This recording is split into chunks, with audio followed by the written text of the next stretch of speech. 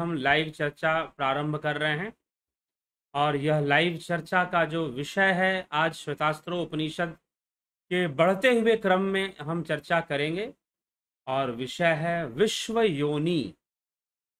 यह विश्व योनि क्या है और विश्व योनि किसे कहा गया है? ठीक है, वैसे तो हमने कई योनियों की बातें की कि भाई अनेक योनियों में जीव का जन्म होता है, लेकिन यह विश्व योनि कहां पर है जहां से यह विश्व ही उत्पन्न होती है? कहने का तात्पर्य यह है।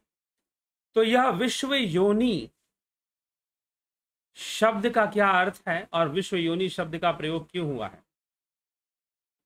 तो यह हम आज विचार करेंगे। आज की चर्चा में आप सभी जुड़कर इस चर्चा का पूरा लाभ उठाएं। तो चलिए इस श्लोकों की ओर चलेंगे कि श्वेतास्त्र उपनिषद के श्लोक विश्व योनि और दूसरा विषय है संहार और सृष्टि। दो विषय है, संहार और सृष्टि और विश्व योनि। सबसे बड़ी बात क्या है कि विश्व योनि के संदर्भ में ही सारी बातें हैं, इसलिए मुख्य विषय वही है। तो संहार और सृष्टि की जो चर्चा है वह भी विश्व योनि को बताने के लिए ही की जा रही है। 3 श्लोकों में श्वेतास्त्र उपनिषद के 5वें अध्याय के 3, 4, 5वें, दूसरे श्लोक में जिसमें कपिल मुनि की चर्चा है उस पर हम चर्चा कर चुके हैं। तो दूसरे, तीसरे, 5वें श्लोक की जो चर्चा है वह उस पर हम आज ध्यान देंगे। तो दूसरा हो गया, तीसरा, चौथा, 5वां। ठीक है, चलिए देखते हैं इस श्लोक क्या कहते हैं। संहार और सृष्टि के बारे में क्या कहते हैं, विश्व योनि के बारे में क्या कहते हैं, इन सबको स्पष्ट करते हैं। तो कहा जा रहा है एकैकम जालम बहुधा विकुर्व, एकैकम जालम बहुधा विकुर्व नस्मिन् क्षेत्रे सहर संहरतेश देवः भूयः सृष्ट्वा पतयस्तथेशः सर्वाधिपत्यम कुरुते महात्मा। यह देव इस जगत क्षेत्र में, यह परमेश्वर इस जगत क्षेत्र में एक एक जाल को बहुत प्रकार से विभक्त करता है, मतलब जालों को तोड़ता है। जाल, ये जाल कौन सा जाल है पहले ये समझना है। यह जाल है 24 तत्वों का जाल। प्रकृति के जो 24 तत्व हैं, बुद्धि, अहंकार, मन, ठीक है, पंच ज्ञानेन्द्रियां, पंच कर्मेंद्रियां, पंच तन्मात्राएं, ठीक, पंचभूत, तो ये जितने भी हैं,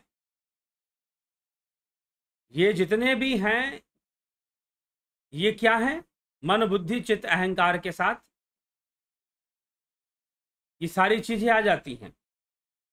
तो इन सब का जाल है, पंचभूत हो गए। अब इस शरीर क्या है? देखिए पंचभूतों का जाल ही तो है, और क्या है? तो इन सब का जाल बुना हुआ है 24 तत्वों का। प्रकृति के 24 तत्व जो हैं उनका जाल बुना हुआ है, ये यहां पर कहने का तात्पर्य है। तो यह जो जाल है, इन जालों को क्या करता है? वह परमेश्वर विभक्त करता है, बहुत प्रकार से विभक्त करके संहार करता है। प्रलय काल में जालों को तोड़ता है और जीव को मुक्त करता है।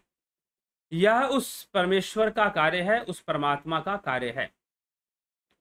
तो विभक्त करने की बात, एक होती है भक्ति और एक होती है विभक्ति। तो भक्ति का अर्थ क्या है? जुड़ना, और विभक्ति का अर्थ क्या है? टूट जाना, अलग हो जाना। तो भक्ति और विभक्ति की चर्चा है यहां पर, तो हमें इसको भी साथ में समझ लेना है। तो इसीलिए यहां पर विभक्त मतलब तोड़ने का काम करता है, संहार करता है, एक एक जाल को बहुत प्रकार से विभक्त करके संहार कर देता है। महामना ईशः, वह ईश्वर पुनः पहले की भांति सबकी सृष्टि भी करता है और लोकपालों की रचना करके सब पर आधिपत्य करता है, अपना अधिकार चलाता है। तो देखिए, पहले इसमें कई बार बताया जाता है कि सृष्टि हुई है तो प्रलय होगा, लेकिन यहां पर बताया जा रहा है कि पहले संहार भी करता है और फिर वो सृष्टि भी करता है। तो संहार इन जालों का, ये जो प्रकृति के 24 तत्वों से जो जाल बने हुए हैं, जिससे कि मन बुद्धि चित्त अहंकार पंचभूत पंच तन मात्राएं पंच ज्ञानेंद्रियां पंच कर्म इंद्रियां इन सब का जाल बुना हुआ है। वो इन सब जालों को तोड़कर जीव का कल्याण करता है, मोक्ष देता है, मुक्ति भी करता है, और नहीं तो फिर सृष्टि भी करता है। इसके बाद कर देने के संहार के बाद वो सृष्टि भी करेगा। तो प्रलय काल में उसने संहार किया और फिर सृष्टि भी की। तो वैसे सृष्टि और प्रलय निरंतर ही चल रहे हैं, संहार और सृष्टि की प्रक्रिया लगभग चल ही रही है। तो इसीलिए ये ईश्वर का जो ये कार्य है, परमेश्वर का ये कार्य चलता ही रहता है। और ये सब कहाँ होता है आगे देखें। इन सब पर वो अध्यात्म अपना सर्व अधिपत्यम कुरुते महात्मा, सर्वाधिपत्यम पतयः सृष्टवा सर्वाधिपत्यम कुरुते महात्मा, अर्थात कि जो सब पर आधिपत्य भी अपना चलाता है। फिर कहते हैं सर्वादिशा ऊर्ध्व मदश्य त्रियक प्रकाश यन भ्राजते यद्वंड वाना एवं सदेवो भगवान वरेण्यो योनि स्वभावना अधितिष्ठतेक। अर्थात जिस प्रकार सूर्य समस्त दिशाओं को ऊपर नीचे इधर उधर हर ओर से प्रकाशित करता हुआ दैदीप्यमान होता है, उसी प्रकार यह परमात्मा भी स्वामी बनने के योग्य सर्वश्रेष्ठ परमदेव परमेश्वर अकेला ही योनि स्वभावान अधितिष्ठति, समस्त कारण रूप अपनी शक्तियों पर आधिपत्य करता है। मतलब किस रूप में आधिपत्य करता है? कारण रूप में आधिपत्य करता है। उसका अधिकार सभी वस्तुओं पर, सभी तत्वों पर किस रूप में चलता है? तो बता रहे हैं कि कारण रूप में चलता है। इसलिए योनि शब्द का एक अर्थ कारण भी है। ठीक, तो यह संपूर्ण, जैसे कि सूर्य दशों दिशाओं को प्रकाशित करता है दिन में, वैसे ही वो ईश्वर, वो परमेश्वर स्वामी बनने के योग्य परमदेव परमेश्वर अकेला ही समस्त कारण रूप अपनी शक्तियों पर आधिपत्य करता है। ये समझाने का प्रयास है। फिर कहते हैं यच्च स्वभावम पचति विश्व योनि। अब यहां पर विश्व योनि शब्द आ गया। यच्च स्वभावम पचति विश्व योनि पाच्यांश सर्वान परिणाम येदयः सर्वमेतद विश्वमधितिष्ठत्येको गुणाश्च सर्वान विनियोजयेदयः। जो सब परम, अब विश्व योनि यहां पर क्यों कहा जा रहा है? विश्व की योनि क्या है? ब्रह्म ही विश्व की योनि है। इस विश्व का आश्रय कहां पर है? श्री कृष्ण भगवान ने कहा कि महत ब्रह्म योनि, महत ब्रह्म योनि शब्द का प्रयोग उन्होंने किया है। तो गीता, श्रीमद् भगवद गीता में तो ब्रह्म ही इस विश्व की योनि है। तो ब्रह्म में ही संपूर्ण विश्व का वास है और उस ब्रह्म में ही संपूर्ण विश्व निकला है। इसीलिए यहां पर ब्रह्म को ही विश्व योनि शब्द से बताया जा रहा है। ब्रह्म को ही बताया जा रहा है विश्व योनि शब्द से। क्या कहते हैं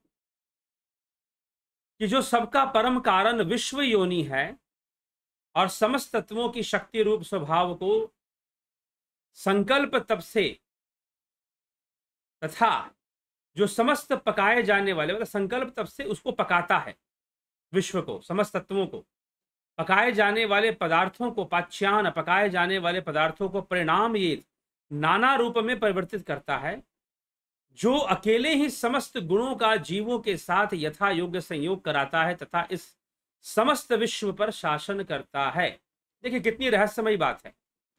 जो विश्व योनि है, अर्थात संपूर्ण विश्व की योनि हो, वही समस्त तत्वों की शक्ति रूप स्वभाव को पकाता है, अर्थात उनका व्यंजन बनाता है, तथा जो समस्त पकाए जाने वाले पदार्थों को नाना रूप में परिवर्तित करता है, यह जो अकेला ही समस्त गुणों का जीवों के साथ यथा योग्य संयोग कराता है तथा इस समस्त विश्व का शासन भी करता है। तो समस्त तत्वों का योग कराने वाला वही है, वह ब्रह्म ही है। सभी तत्वों को पकाने वाला भी वही है, नाना रूप में परिवर्तित करने वाला भी वही है।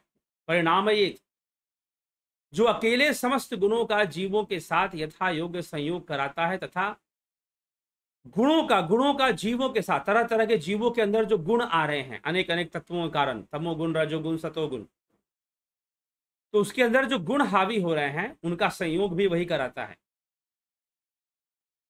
इसीलिए विश्व अधितिष्ठति, विश्व का शासन करता है। सर्वम विश्व अधितिष्ठति, संपूर्ण विश्व का वो शासन ही कर रहा होता है। तो ये हमें यहां पर विश्व योनि कहने का तात्पर्य मूल कारण है। जो संपूर्ण जगत का मूल कारण है वही तो विश्व योनि है। तो मूल कारण वही संहार करता है, वही सृष्टि करता है, वही सभी को तपाने वाला है, संपूर्ण तत्वों का जाल बुनने वाला है। तो पहले कहा गया कि भाई जाल को काटता है, लेकिन जाल को बुनता कौन है? बुनने वाला भी वही है, काटने वाला भी वही है, एक ही तत्व है, ब्रह्म। बस बुनने की प्रक्रिया जो है भोग वृत्ति है और जलाने की प्रक्रिया योग वृत्ति है, क्योंकि वो निष्काम है। ठीक, तो ये विषय थोड़ा सा हमें स्पष्ट रूप से समझ लेना चाहिए जो यहां पर बताया गया है। विश्व योनि, विश्व योनि शब्द का प्रयोग इसलिए हुआ है क्योंकि वह ब्रह्म ही। अब इससे एक और बात होती है, अब योनि शब्द स्त्रीलिंग भी माना गया है, तो अब ब्रह्म क्या है? ब्रह्म को भी यहां पर देवी के रूप में माना गया है, योनि के रूप में माना गया है। तो इस रहस्य को भी थोड़ा समझना चाहिए। तो ब्रह्म जो है उसको हम नहीं जान सकते, नहीं समझ सकते जब तक ध्यान योग ना हो, लेकिन वो संपूर्ण विश्व की योनि वही है, संपूर्ण विश्व वहीं से प्रकट हो रहा है। योगियों ने, ऋषियों ने अपने ध्यान योग से जाना और फिर उपनिषदों में लिखा, वेदों में लिखा, नहीं तो दूसरे शास्त्र ग्रंथों की रचना के माध्यम से बताने का प्रयास किया। तो ये सारी चीजें होती रहती हैं। तो इसीलिए हमें भी इस तथ्य को समझना है और समझकर ही चलना है। ठीक है, तो विश्व योनि ब्रह्म के अंदर संपूर्ण विश्व ही निहित है, इसीलिए उसको विश्व योनि भी कहा गया है। ठीक, चलिए आगे देखते हैं आपके कमेंट क्या कहते हैं। विक्रम सिंह जी, बहुत बहुत अभिनंदन है आपका। जगदीश लाल जी, गोपाल शर्मा जी, जगत नारायण जी, अंजू श्रीवास्तव जी, बिमला शाह जी, चितरंजन बरुआ, ओम नमो भगवते वासुदेवाय, उदय शंकर जी, भगवान श्री कृष्ण गीता में एक समय कहते हैं ना मैं कुछ करता हूं, ना मैं कुछ करवाता हूं, ना ही किसी कार्य का सहयोगी बनाता हूं, और दूसरे समय कहते हैं कि तुम निमित्त मात्र बनकर रह करने वाला तो मैं ही हूं। चर्चा हो चुकी है इस विषय पर, गीता के इस विषय पर। भगवान कुछ भी नहीं करवाते, करने वाला मैं हूं, कारण रूप में, योनि रूप में, जैसे कि अभी चर्चा हुई योनि की, कारण रूप में करने वाले हैं, ना कि प्रकट रूप में। कुलदीप सिंह जी, विश्व यात्री जी, ओम नमः शिवाय, रवि यादव जी, अभिनंदन है आपका।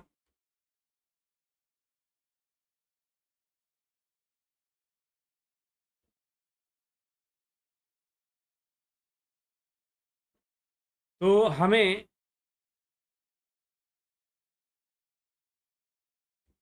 इन सब बातों को समझना है। जयंती भाई पटेल, कन्हई कुमार जी,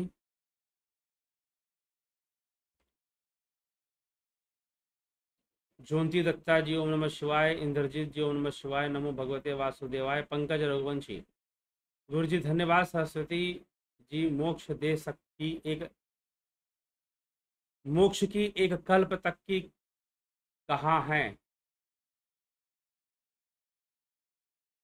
पता नहीं कौन से कल्प की बात कर रहे हैं।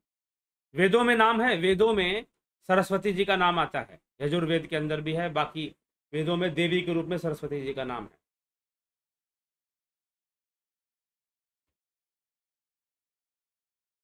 एमपी जी, इंद्रजीत जी,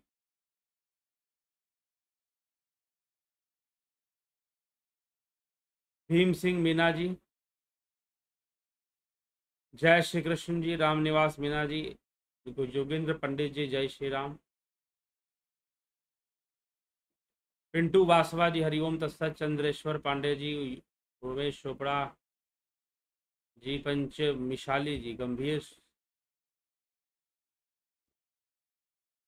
गंभीर शाह जी, एस के मिनहास जी, सादर प्रणाम, भूप सिंह खिचर, राम राम, रजनीश बर्फानी, ओम तत्सत, रमेश चाहत, सरोज कृष्णानी, आरगह लाल चौहान,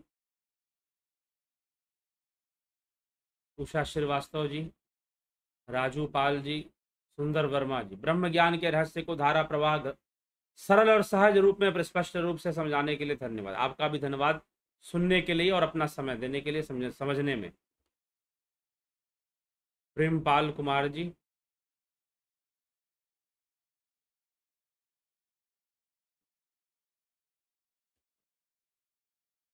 शिवाय सतनम्मा, माधुरी कोले जी, गणेश पवार जी, बद्री लाल जी, सुरेश माने जी, जयंती भाई पटेल जी। ठीक है मित्रों, तो श्री कृष्ण गीता भी प्रयोगात्मक पक्ष पर ही निर्भर है, कोई मान लेने की बात उसमें नहीं है।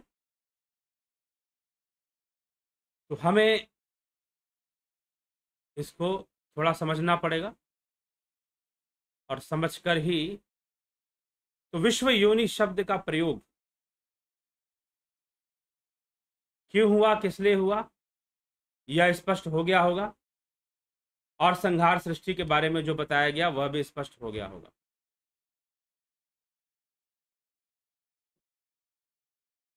तो मित्रों, इसी के साथ आज की चर्चा को यहां विराम देते हैं। कल फिर जो है हम 9 बजे कोई विशेष चर्चा लेकर यहां उपस्थित होंगे और उस चर्चा को आगे बढ़ाएंगे। निश्चय ही आप सभी चर्चा से जुड़कर इसका पूरा पूरा लाभ उठाएं। तो बहुत बहुत आभार आप सभी का इस चर्चा में भाग लेने के लिए, और चर्चा को आगे बढ़ाने के लिए आप भी प्रत्येक दिवस अवश्य चर्चा में भाग लें और इसको आगे भी बढ़ाएं। इसी के साथ विराम देंगे आज की सभा को।